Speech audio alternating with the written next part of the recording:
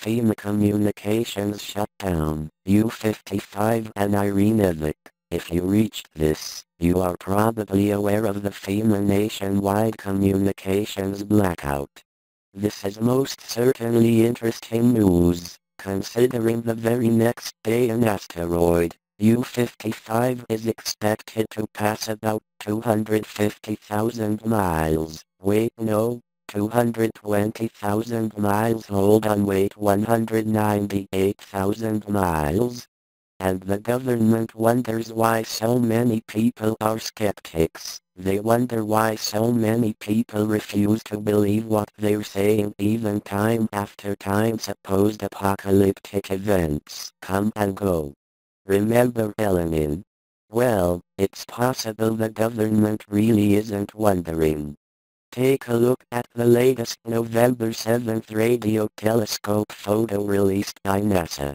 If this was indeed taken from a radio telescope, why can't we see the bottom half of the asteroid?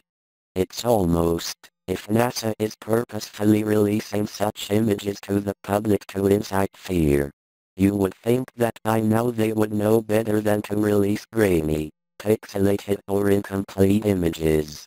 It is no coincidence that FEMA is taking over our airways for 30 seconds on the 9th.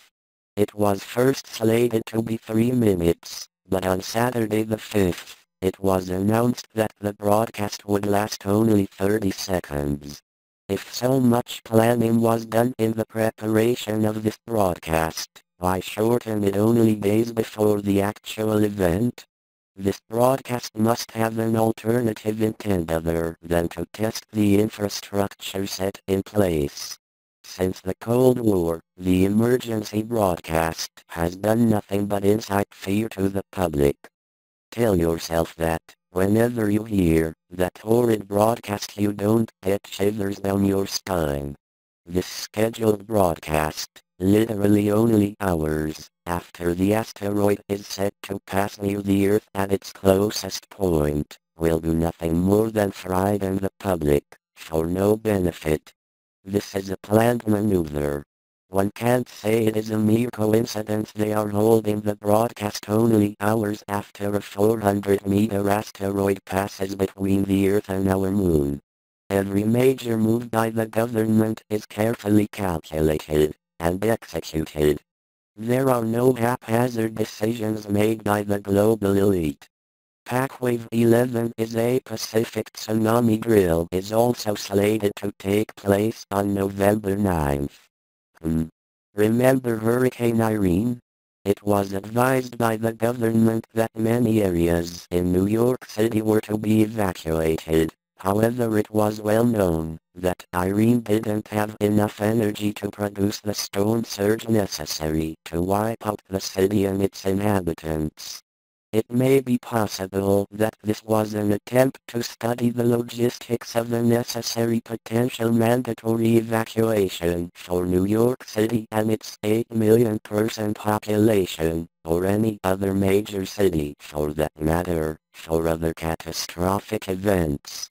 There are rumors that Israel is again setting the stage to attack Iran. It is no secret that armed forces around the globe are scrambling to organize. There are countless reports coming from around the world about heavy armament movement, and troop movement and deployment. What is the point of war, when the world is hardly able to economically sustain itself? With 2012 drawing near, it seems that the list of supposed potential apocalyptic global economic, extraterrestrial / astronomical and natural disaster events keeps piling up. One of them will hold, sooner or later,